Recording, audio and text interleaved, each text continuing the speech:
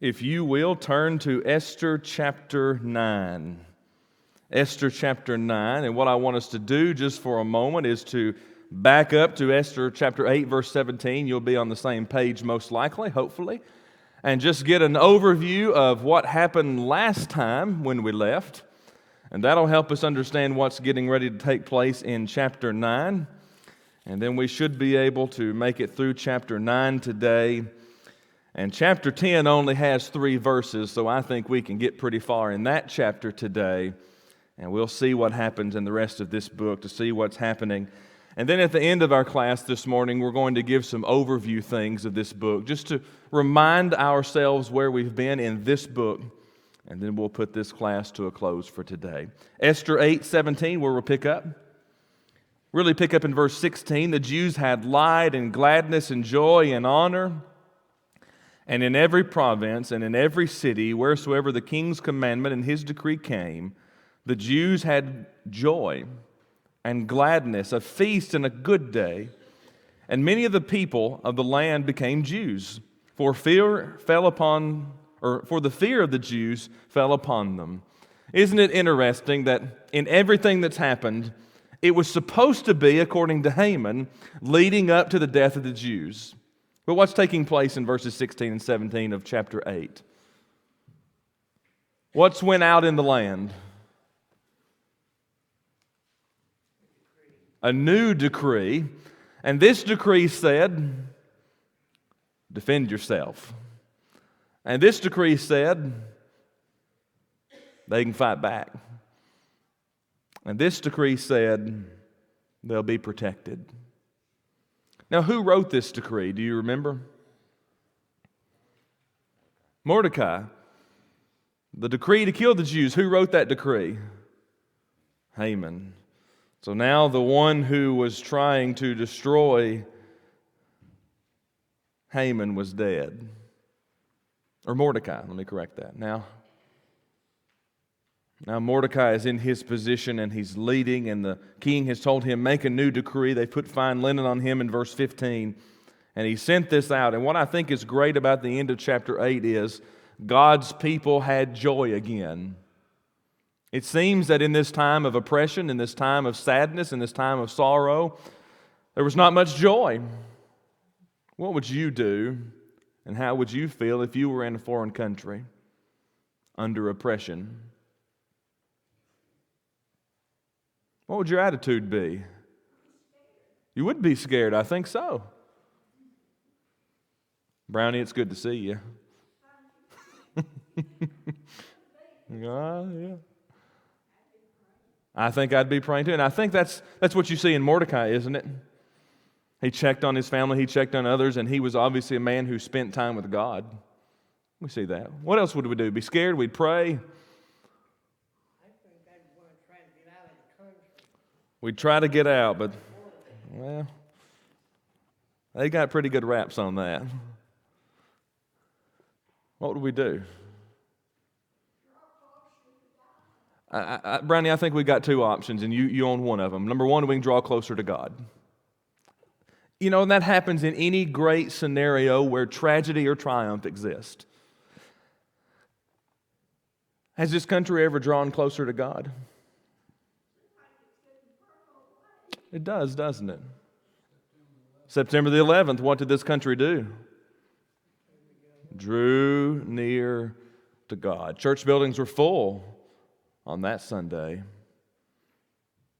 We'll do one of 2 things in tragedy or in triumph. We'll either A, draw closer to God. And that's what we should do as His people, isn't it? And I believe that's what happened to the Jews.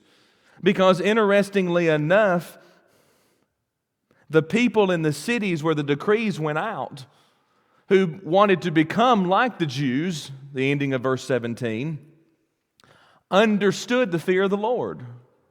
How did they know that? Through His people. And in great tragedy or in great triumph, we must draw closer to the Lord. Or there's option number 2. What could we do? Blame God and push ourselves farther away from Him. That tends to be the knee-jerk reaction when terrible or bad things happen in our lives. We may ask this question, why did God allow this to happen? That could be a possibility of our attitude. Now, I'm not saying every time we ask that question we're trying to push God away. Understand what I'm saying? But we could try to answer that question and try to say that God is not a just God.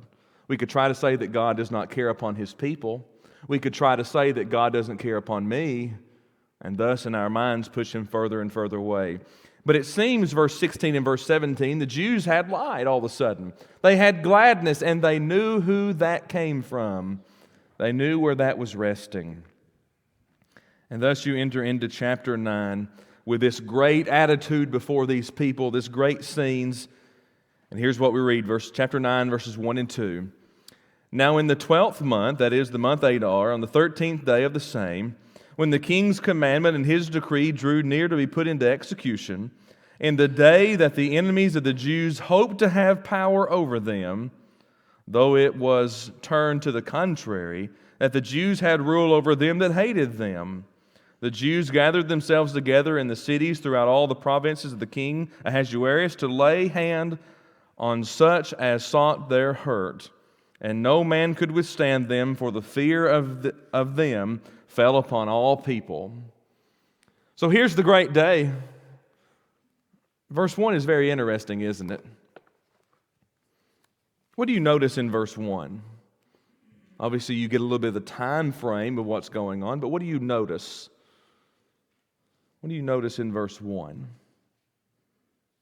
What was still the attitude of some people?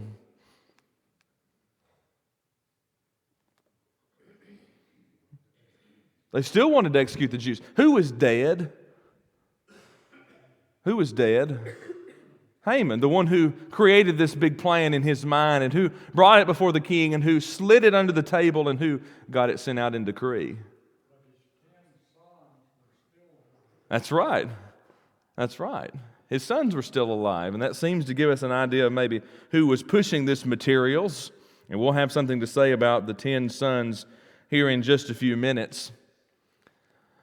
But you know, every bad idea always has a leader. And after that leader is gone, every bad idea still has followers. Isn't that interesting? That's what's happening here in verse 1. It drew near to the time, to the day that the enemies of the Jews hoped to have power over them. Isn't that interesting? As it got closer and closer to the day, they still seemed to hope to have power over them. Some individuals suggest that it was right around the month of March. That's what the calendars would line up in these dates, according to our reckoning of the way calendars work. But it's because of the influence of Mordecai, which backed the Jews, and the attitude of the Jews in which stood with the Lord, in which brought about a change. Isn't that interesting? Verse 2, the Jews gathered themselves together in all the cities, or in their cities throughout the province of King Ahasuerus, to lay hand on such as sought to hurt. And no man could withstand them, for the fear of them fell upon all people. Now, who were the Jews standing up against? Were they standing up against everyone? I think this is apt to be said here. Just the ones that were coming to harm them. I find that to be very impressive in this scene. Haman wanted to kill all the Jews, no matter who they were, woman, child, or man. What about God's people? What's their attitude? They could have said, this entire kingdom's against us, let's destroy the kingdom. Could they have said that? Oh yeah, they could have said that. That could have been an attitude. They could have said, this is our time to take over, couldn't they? Sure could have.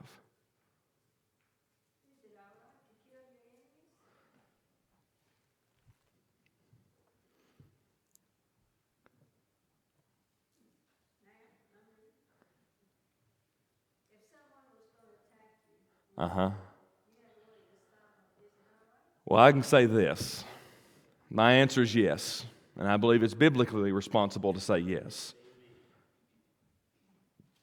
I've been given as a husband and a father the mandate to protect my children and my wife. Now, I'm not looking for a fight. You know, one man said he would drop or fight at the drop of a hat, and he dropped the hat. We're not looking to drop hats, but I am looking to protect.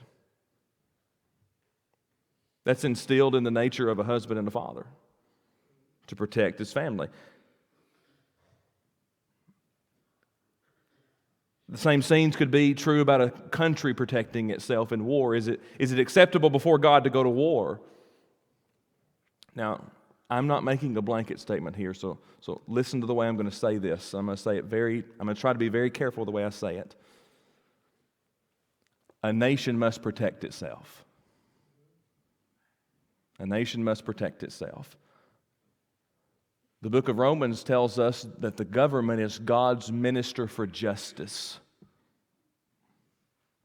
I believe that's very important to remember. So my answer is yes. Just as much as I think it was acceptable for these Jews to stand up and fight against the ones who were going to kill them. Now, do I think it's acceptable to kill someone who's just trying to take my home? No. What's the intent of these people here in verse 1? They wanted to kill them. That was the decree from Haman, kill all the Jews. It wasn't take their stuff. It was kill them. So it all has to be brought into the context that's there. And what I like in this particular scene is the attitude that's thought. The Jews gathered themselves together in the cities where this took place, where these things were read aloud at the hand of King Ahasuerus, to lay hand on such as sought their hurt. That's very important to notice. They didn't just seek full and utter upheaval of government. For the fear fell upon all the people. That's very impressive. I believe it is. Verses 3 and 4, and all the rulers of the provinces and the lieutenants and the deputies and officers of the king helped the Jews because the fear of Mordecai fell upon them. For Mordecai was great in the king's house. His fame went out through all the provinces, for this man Mordecai waxed greater and greater. Oftentimes you'll read of the word fear in the Old Testament. What's the modern equivalent of that word?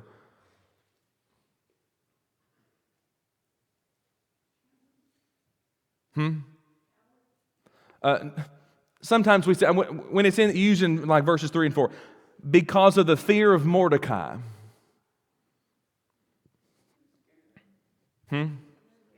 Scared of him? It's used in two ways. Number one, respect, reverence. Number two, fear. I believe this is one of those scenes of respect, don't you? Here a man in high position of government was respected by who? Those he was over, or the people. I find that to be very impressive. Now look at who it's specifically talking about. The rulers of the provinces, the lieutenants, the deputies, and the officers of the king respected who? Mordecai. Why? Because he was the king's number one man. And it was evident to them and to us in this text that Mordecai was trusted more and more and more by the king as time went on. Isn't that impressive? I think verses 3 and 4 help us understand something. Number one, we should respect authority. I think this is very impressive of the lieutenants here, the deputies, the officers of the king. They respected the one who was in the position of authority. Should we? Yes.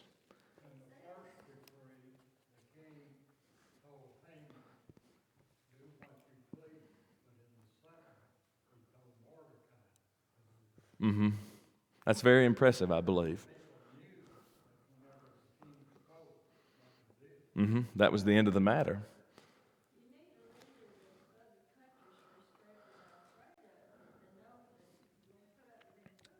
I agree.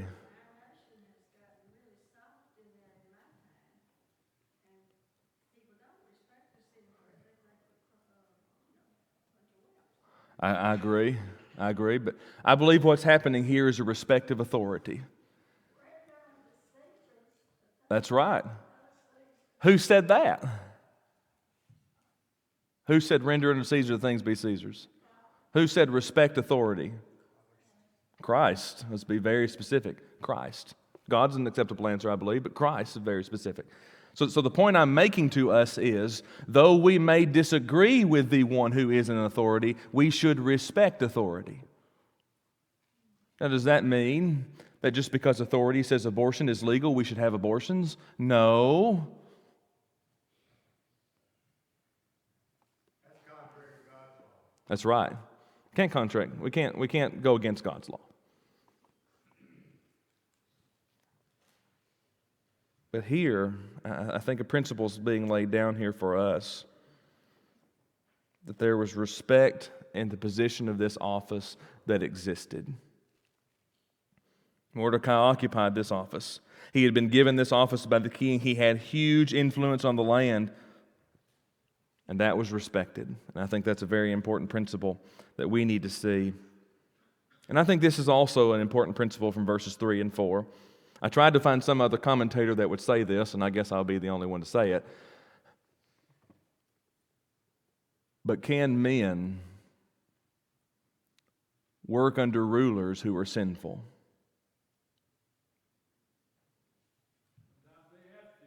That's right. Sometimes they have to. I would love to see a Christian in the White House. But that's not the case right now. It wasn't the case the last time or the time before that. But I'm going to respect the office. And if a Christian works under the president, I about said the lieutenant, then he'll respect the office. I find that to be important to be said, at least in the country we live in, because we've lost that principle.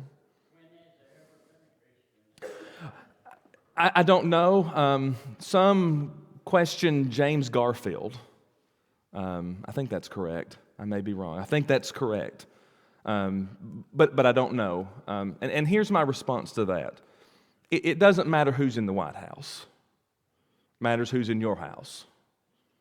And I think that's the principle that we're going to have to live by. I would love to see a Christian in that position, but even in this time where the providence of God was waxing very great, as the text would say about Mordecai, there was not a follower of God in kingship. I think that's very impressive also to be seen. Verses 5 through 10, very impressive to finish out this account of what's happening on this day. Thus the Jews smote all their enemies with the stroke of the sword, and slaughter and destruction, and did what they would unto those that hated them. And in Shushan, the palace, the Jews slew and destroyed 500 men. And you're going to see a list of things introduced here down to verse 10. The 10 sons of Haman, they're still alive. The enemy of the Jews slew they. But on the spoil laid not their hand. What was customary in war during that time, and if we're honest, even during our time? Take the victories of war. What did God's people do? They protected themselves, then they went home. Now, I'm speaking a bit out of turn when I say that. I don't know where they went, but I think you get the point. They didn't touch the things of war. In verse 11, on that day, the number of those that were slain in Shushan was brought before the king. Isn't it interesting that on this dreadful day, the Jews had been anticipating for a long time?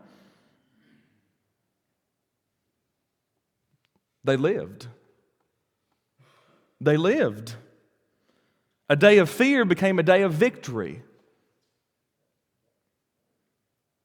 And they did not put their hands on the spoils of victory. There would have been a sizable amount of spoils developed from the fighting, but the Jewish fighters did not touch any of it. One of the reasons the Jews were hated was their ability to accumulate property, even in the land of captivity. But the Jews did not take advantage of this here. And it's impressive that after all of this was taking place in verse 11, following this victory, especially right there in the capital city, the news was brought before who? Verse 11. The king. Why did the king need to know this? It's his kingdom, wasn't it?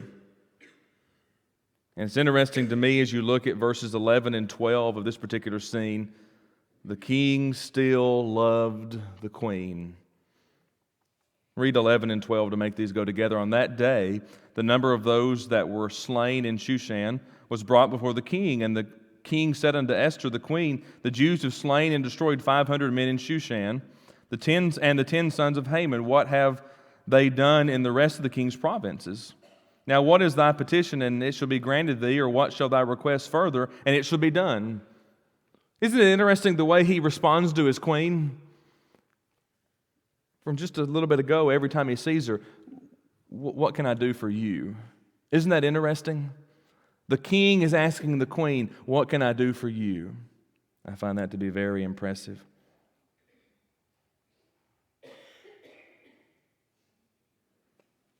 She still has a request. Knowing that there were still enemies in the land who would take advantage of the Jews, she still has a question. This is going to happen in verses 13 and 14. She would look to take advantage of the opportunity to protect her people. According to the previous report, the 10 sons had been slain during the first day's fighting. If you're looking at verses 13 and 14, she was asking, therefore, that their bodies be hanged. Some people have a contradiction in Esther chapter 9. Are the 10 sons of Haman, as we reach the end of verse 12, where are they?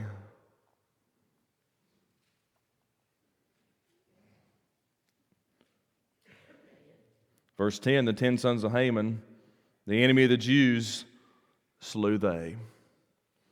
What's happening in verses 13 and 14?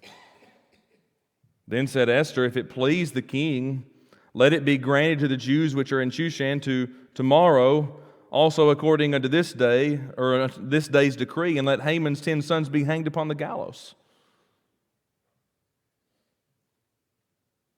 Some like to argue, well, they're alive, and they said they were dead.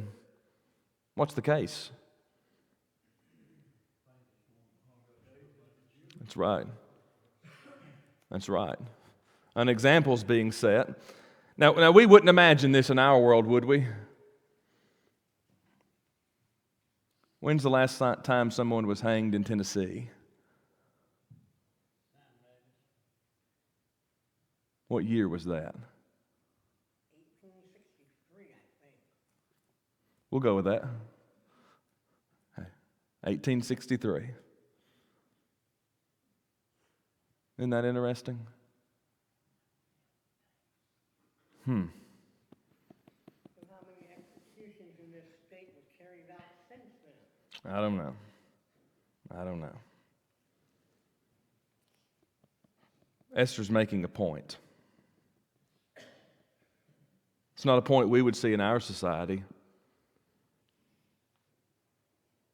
but it is a point you would see in this society. In verse 14, the king commanded it to be done.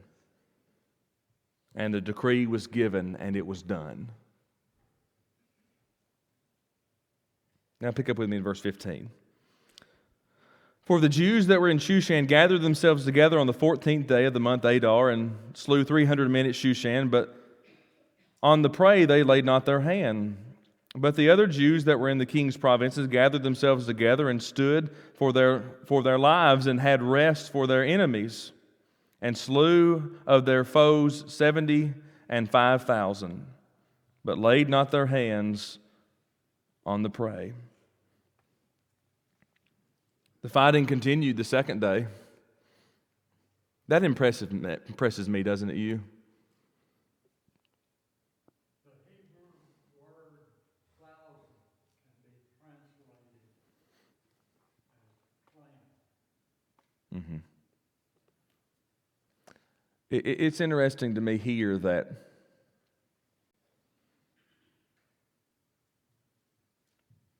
And I've got to be careful of how I say this because of the way people have turned modern words against us. But it's interesting to see true hatred, isn't it? I think that's what's happening here. The word hate gets thrown around a lot in our world.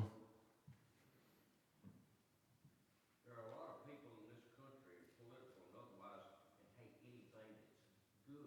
Yeah, you're right. That God's for there again. You're right. And that seems to be this type of people here. It's interesting to me that that's not a new problem. I think we've convinced ourselves, at least we're convincing our younger generations, that this is new.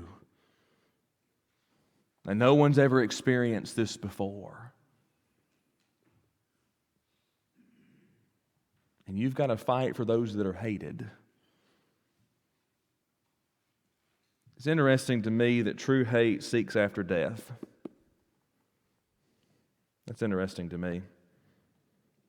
Here in the second day, the fighting continues, and the Jews are slaying another number in Shushan, 300. Meanwhile, in the provinces, a total of 75,000 enemies, and there are a lot of different ways to translate that number. I don't get upset at how anybody translates that number, because here at the end of the day, here's the point. They stood in defense of their lives. That's the point that's being made in this ending particular section of chapter 9. But what's interesting to me, they laid not their hands on the prey. What's that? I think it's a reference to the spoils of war again. They laid not their hands to what in common terms would have been rightfully theirs. They did not lay their hands on the spoils. They did not reach out to the things that they could have been as the victors of this great tragedy. Verse 17 through 19, on the 13th day of the month Adar, and on the 14th day of the same rested they, and made it a day of feasting and gladness. But the Jews were at Shushan assembled together on the 13th day thereof, and on the 14th day thereof, and on the 15th day of the same they rested, and made it a day of feasting and gladness. It's interesting to me that God's people were all doing the same things, those that were out in the provinces and those that were in the capital city. They protected themselves, they rested, and there was a feast of gladness. I think the question becomes, what is a feast of gladness? I believe it's a celebration of life here. What was their fate going to be? Death. What was their fate? Life. So following the fighting was a day of happiness and feasting in all the areas of the land on their respected days. Apparently, the enemy was overcome more easily and quickly in the outlying districts, or maybe the capital city was in a higher number of those in which were trying to be against the Jews. You know, Haman was in the capital city, so he may have had a greater deal of influence in that city. We don't know, but this fighting took place over these days that are respected here in verses 17 through 19. And now notice verse 19. Verse 20. Let me correct myself. Verse 20. And Mordecai wrote these things and sent letters unto all the Jews that were in the province of the king Ahasuerus, both nigh and far, to establish this among them, that they should keep the 14th day of the month Adar and the 15th day of the same yearly. What's he writing? Don't forget this. Verses 23 through 25. Or 22 through 25. As the day wherein the Jews rested from their enemies, and the month which was turned from sorrow to joy, from mourning into a good day, that they should make them days of feasting and joy, and of sending portions one to another, and gifts to the poor. Isn't that interesting? This day of feasting was about sorrow to happiness. But it was also about remembering those in need. Why do you think they were giving gifts to the poor?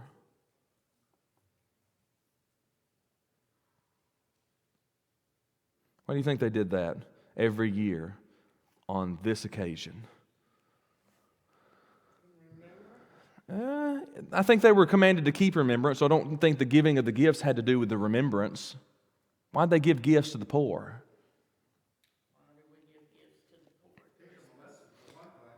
I think so. I think so, but I think something bigger here is happening. That's right, they should be. A great number of men lost their lives on this date. What made a family rich or poor? I think there's a really interesting lesson here. What families now were poor? I would suggest those that were fatherless. I believe it has to do with God's people taking care of the families that tried to oppress them. I may stand alone in that view. I think that's what it is. They took care of them upon those that were poor, and that would have been those who were poor during this occasion. Verse 23, and the Jews undertook to do as they had begun, as Mordecai had written to them, because Haman here, the Agagite, the enemy of all the Jews, had devised against the Jews to destroy them, and had cast pur, that is, the lot, to consume them and to destroy them. Verse 25, but when Esther came before the king, he commanded by letters that his wicked device that he devised against the Jews should return upon his own head, and that he and his sons should be hanged on the gallows. Wherefore they call these days Purim, after the name of Pur. Therefore all the words of this letter, and of that which had been seen concerning this matter, and which had come unto them, the Jews ordained and took upon themselves, upon their seed, upon us, all such as joined themselves unto them, so as it should not fail, that they would keep these 2 days according to their writing, and according to their appointed time. Now listen to this, every year. Why are they doing this every year? Why every year? In remembrance. Jewish people had committed themselves to keep this feast, to keep this remembrance, to keep this in their minds, and to keep themselves true unto God. Do they still follow it today? Well, the answer is, are the Jews in existence today?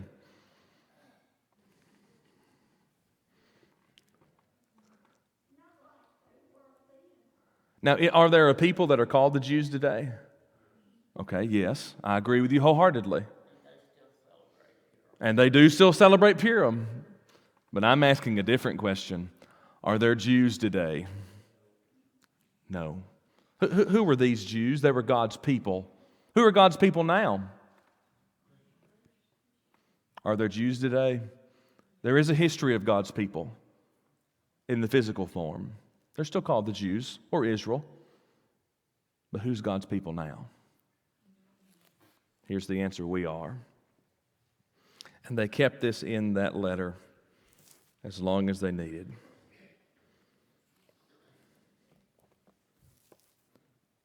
Look at verse 29 as we bring this book to a close. Then Esther the queen, the daughter, we see the interestings of this, of Mordecai the Jew, wrote with all authority to confirm this second letter of Purim. And he sent the letters unto all the Jews to 127 provinces of the kingdom of Ahasuerus with words of peace. Now listen to this, with words of peace and truth, to confirm these days of Purim to their times appointed, according to Mordecai the Jew and Esther the queen had enjoined them. And as they had decreed for themselves and for their seed the matters of fasting and their cry, and the decree of Esther was confirmed, these matters of Purim, and it was written in the book. That's the end of chapter 9. The end of chapter 9 is don't forget who you are. I think there's a great application for Christians, isn't there? Don't forget who you are. Then there's chapter 10. Just read it. It won't take us just a second. Boy, wouldn't you like that to be your assigned reading every week? Just 3 verses. And the king Ahasuerus laid tribute upon the land and upon the isles of the sea, and all the acts of his power and his might and the declaration of the greatness of Mordecai, whereunto the king advanced him, are they not written in the book of the chronicles of the kings of Media and Persia? For Mordecai the Jew was next unto King Ahasuerus, and great among the Jews, and accepted of the multitude of his brethren, seeking the wealth of his people, and speaking peace to all his seed.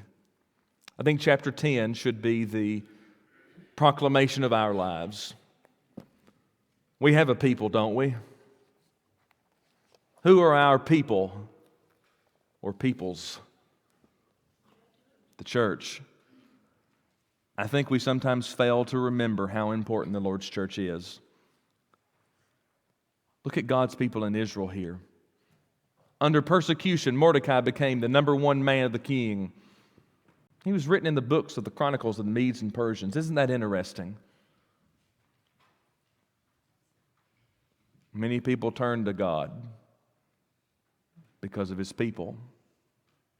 Isn't there an application to us in that? Won't many people turn to the Lord if we're who we're supposed to be? I think that's what this book is teaching us, is that we can be who we need to be. No, I do not believe great miracles will save us. But I believe we can be obedient to God. I believe we can do what He tells us to do. And I honestly believe we can turn a nation unto God again. But it's going to take every Christian household having God in their house before He's in the White House. I think that's the implication for us or any group of people who are studying this book.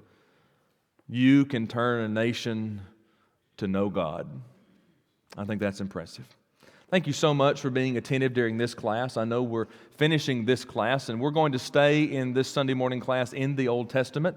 We're going to go into some of the minor prophets and study some things in there. Some people ask if we could study in that area, and it's one of my favorite studies in the Old Testament. So we'll pick up with the minor prophets next week. And make sure I'm getting my calendar right. Let me correct this. We're going to have a single class next week because in 2 weeks our lectureship is going to begin. So we won't want to divide our class up. So we'll have a special class until after lectureship, and then we'll pick up with the minor prophets. Thank you so much.